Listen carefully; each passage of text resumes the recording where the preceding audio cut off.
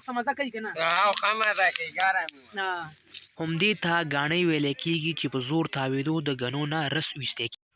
د ګوړې د پخېدو نه وروستو خلک ګوړه د کړي نه اترې ته راواچوي او 2 ځایه کړي، بیا ترې په مزه مزه باندې چکۍ هم د اشنغر د ګوړې نرخه الله دې ښه که جانان ما کوژدن کوي نه. سلامونه مې واخلئ قدرمنو، سیام خان یم یو ځل بیا د یو بل ولاګ کې ستاسو په درانه خدمت کې حاضر یم.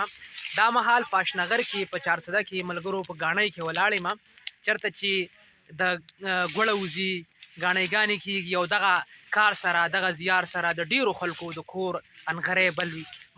نو ولمه ها نو ولمه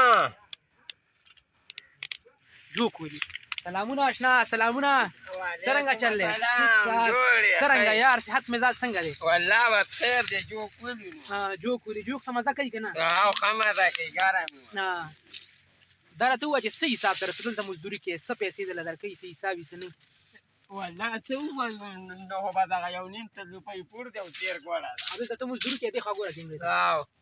جوک ولي که نه؟ جوک نه علاوه نور څه کار کوې که نه؟ نه که نه. خوشحاله یې؟ او ښه خوشحاله یې. صحیح ده صحیح ده. همدارنګ خلک د ډرم نه دغه رس د ګنو ویستلی جوس چې کوم وي کړي ته راواچوي او اور پسې بلیږي، همدغه چڼ باندې په مزه مزه خیرې هم ټولوي.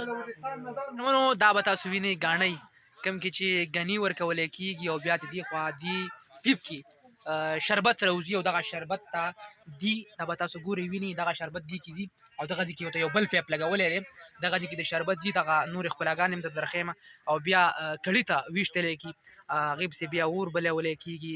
جوکي تاسو ته وختي ما کوم ملګری وغږاو نو دغه پسې جوک ولي، بیا د اخره کې ګوړه وباسلی شي. دا ګاڼۍ به تاسو وینئ ګني موله راغلي دي، دې باندې کرایي هم کېږي او د ځایي چې کوم خلک دی د چا چې کومه ګاڼۍ هغوی پې کرایي هم کوي او خپل ګني هم پې ګاڼۍ کوي.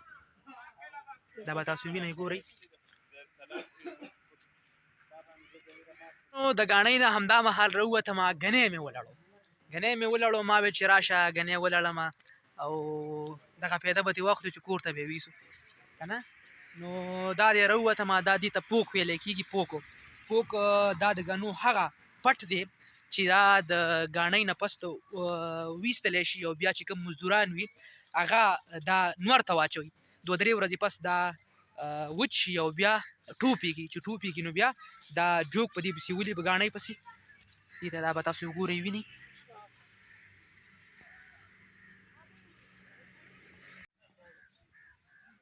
قدرمنو د خیال نیوز خپرونه پای ته رسي، چېرته چې مې ښاد آباد او بریالي اوسئ.